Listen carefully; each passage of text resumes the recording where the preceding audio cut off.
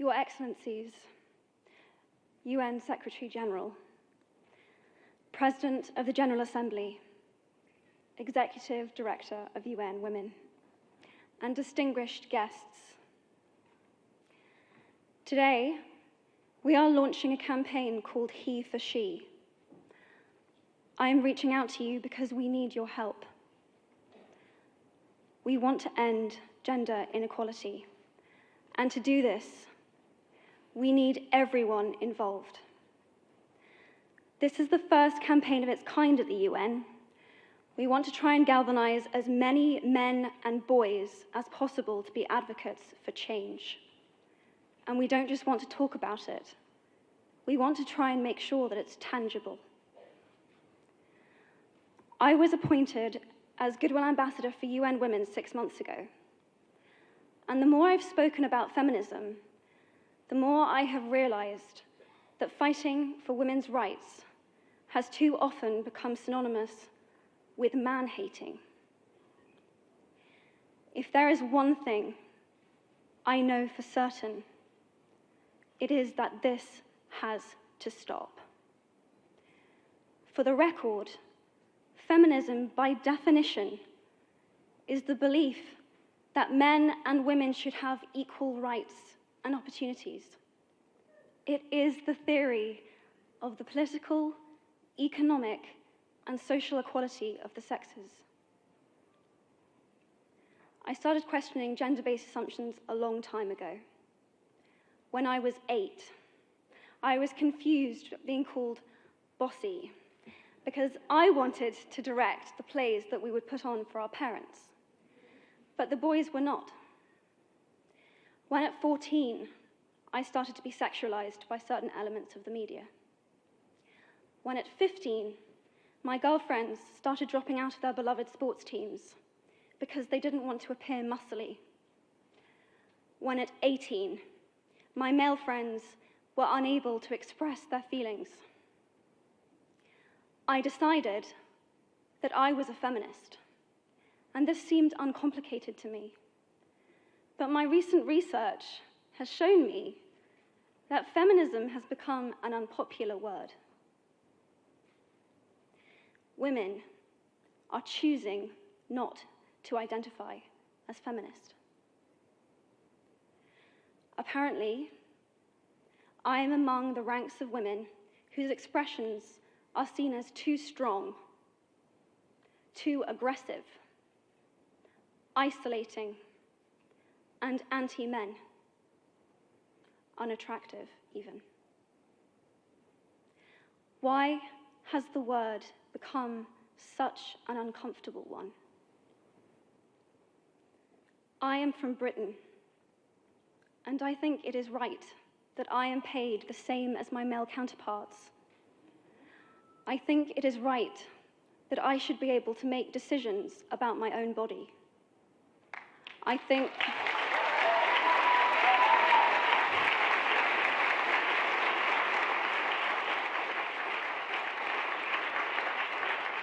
think it is right that women be involved on my behalf in the policies and the decisions that will affect my life. I think it is right that socially I am afforded the same respect as men. But sadly, I can say that there is no one country in the world where all women can expect to receive these rights. No country in the world can yet say that they have achieved gender equality. These rights I consider to be human rights, but I am one of the lucky ones.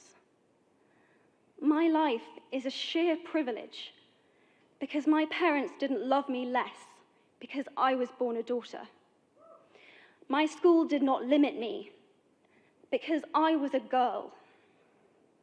My mentors didn't assume that I would go less far because I might give birth to a child one day. These influences were the gender equality ambassadors that made me who I am today. They may not know it, but they are the inadvertent feminists who are changing the world today. We need more of those. And if you still hate the word, it is not the word that is important. It's the idea and the ambition behind it. Because not all women have received the same rights that I have. In fact, statistically, very few have been. In 1997, Hillary Clinton made a famous speech in Beijing about women's rights.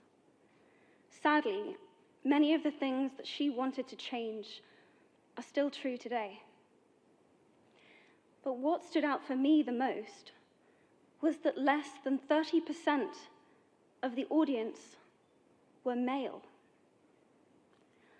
How can we affect change in the world when only half of it is invited or feel welcome to participate in the conversation? Men, I would like to take this opportunity to extend your formal invitation.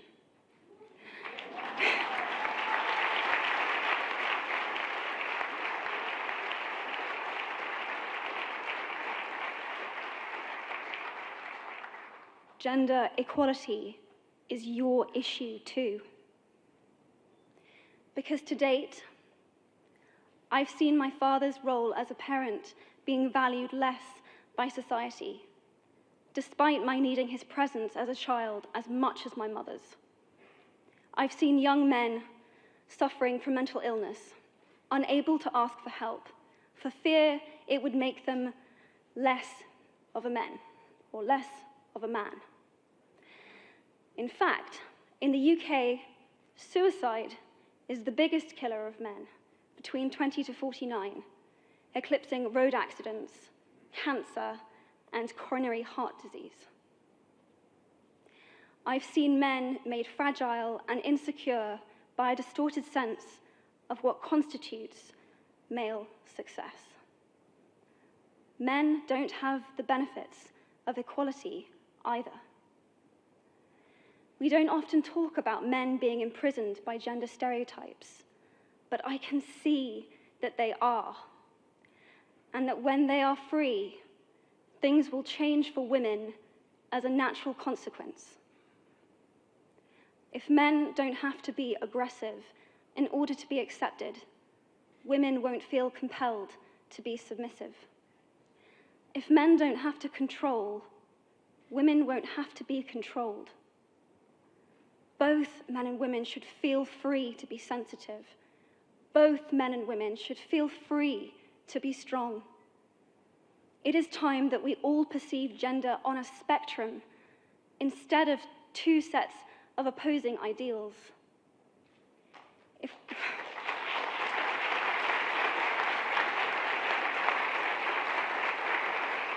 If we stop defining each other by what we are not, and start defining ourselves by who we are, we can all be freer.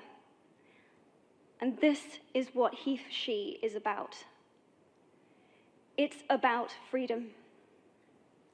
I want men to take up this mantle so that their daughters, sisters, and mothers can be free from prejudice, but also so that their sons have permission to be vulnerable and human too. Reclaim those parts of themselves they abandoned, and in doing so, be a more true and complete version of themselves. You might be thinking, who is this Harry Potter girl? And what is she doing speaking at the UN? And it's a really good question. I've been asking myself the same thing. All I know is that I care about this problem, and I want to make it better. And having seen what I've seen, and given the chance, I feel it is my responsibility to say something. Statesman Edmund Burke said, "All that is needed for the forces of evil to triumph is for good men and women to do nothing." In my nervousness for this speech, and in my moments of doubt, I've told myself firmly, if not me, who? If not now, when? If you have similar doubts when opportunities are presented to you, I hope that those words will be helpful. Because the reality is that if we do nothing, it will take 75 years, or for me to be nearly 100, before women can expect to be paid the same as men for the same work. 15.5 million girls will be married in the next 16 years as children. And at current rates, it won't be until 2086 before all rural African girls can have a secondary education. If you believe in equality, you might be one of those inadvertent feminists that I spoke of earlier. And for this, I applaud you. We are struggling for a uniting word, but the good news is that we have a uniting movement. It is called He for She. I am inviting you to step forward, to be seen, and to ask yourself, if not me, who? If not now, when?